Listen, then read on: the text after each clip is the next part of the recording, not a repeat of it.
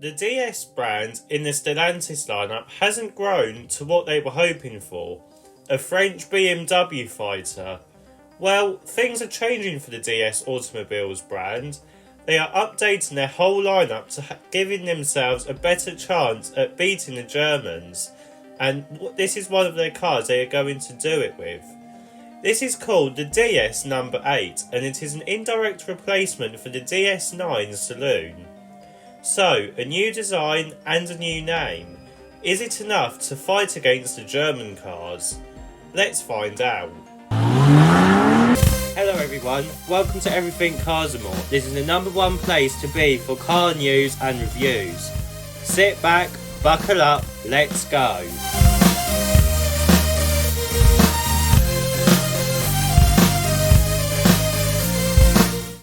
So, the new DS No8 is an all-electric SUV, and to show this, DS has given the car an all-new design language compared to other DS cars.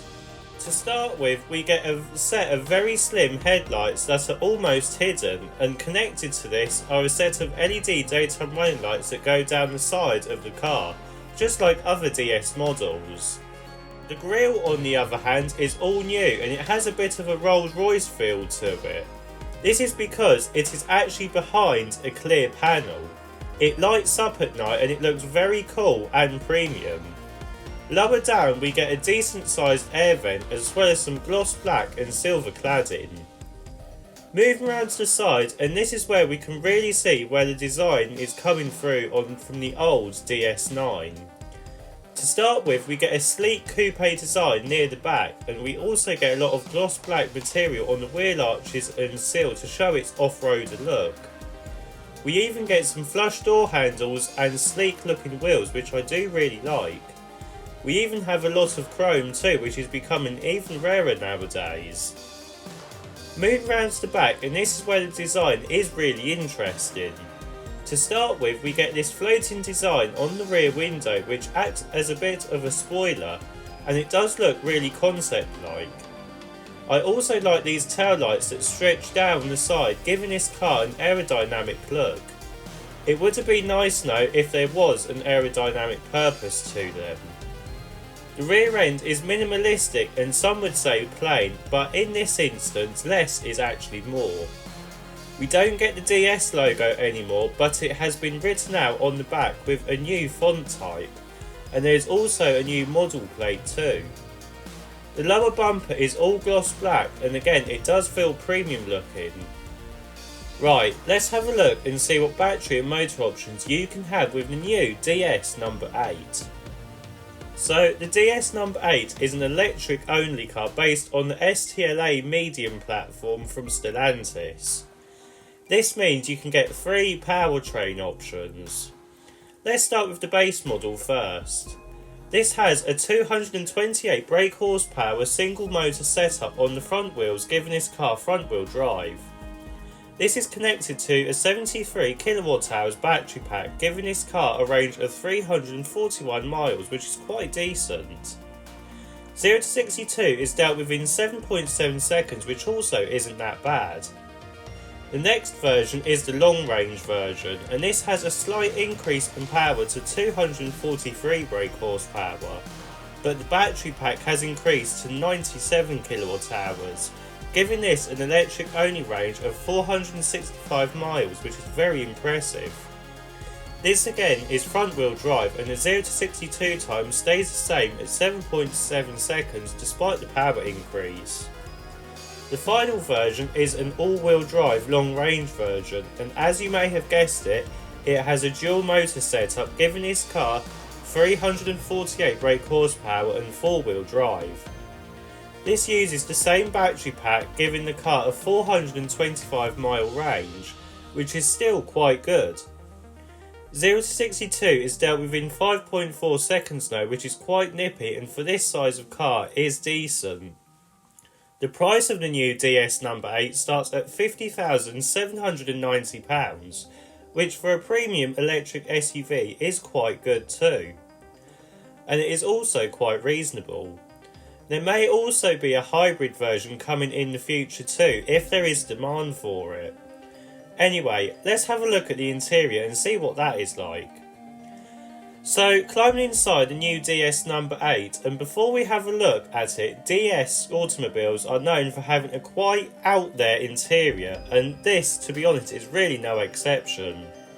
Now, I do really like this interior, but that steering wheel, out of all the steering wheels I have seen, this has got to be the worst design I have ever seen. It is such a shame really, and it also has touch sensitive buttons which makes it harder to use. If this had a 3-spoke steering wheel like other DS cars, then it would have a perfect interior. Anyway, let's have a look at the rest of the interior to see what it is like. So to start with, we get this high dashboard design that houses the 16-inch infotainment system. Now, this is the same that the Vauxhall Grandland infotainment system uses, and in that one it does actually work very well. It is very intuitive and it does house all the relevant information. Also on this level is the 10-inch instrument cluster, which again houses all the relevant information, and it also has a classical look to it, which is quite nice. Just below this we get a very slim set of air vents, and we also get some essential buttons too. Sadly though, the climate control is on the screen, but on this software it does stay in place on the sides, which is quite nice. The centre console has this slim design and it gets wider to the split armrest design too. This houses your wireless charging, gear selector, drive mode and volume buttons, as well as a few infotainment buttons. Below this we do actually get a lot of storage, which is quite good. Finally, the door cards are very modern, and also on this door speaker it sticks out like a concept car. We also get concept like switches too, which again is very modern. We also get some new indicator stalks, and as well as these comfy and supportive seats. Right, let's have a look and see what the rear seats are like. So, climbing into the back of the new DS number 8, and practicality isn't that bad. We do get a decent amount of legroom, and headroom is quite good despite the sloping roof. You also get your own air vents, as well as your own climate control system and armrest, and even USB-C ports and heated rear seats. You can even sit 3 people in the back because of there is a minimal hump in the floor.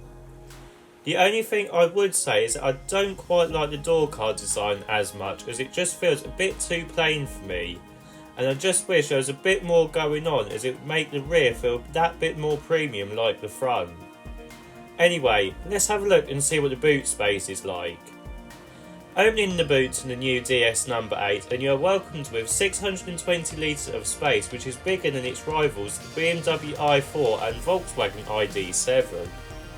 You also have to bear in mind though that if you do go for the all-wheel drive version, the boot space does reduce to 560 litres to accommodate the extra motor in the back. Also, it may be hard to put items in the back because of the sloping design, but it is still quite decent. So in summary then, what do I think of the new DS number 8? Well, to be honest, it's actually quite a good revival car. It looks great like the other DS cars, and the interior is great too. It also has the performance to beat against the well-established brands like BMW or Volkswagen. Overall then, it just renews the feeling to the DS brand.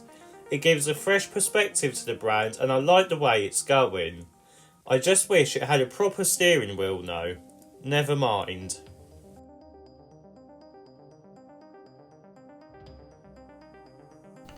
If you like this video, please don't forget to like and subscribe.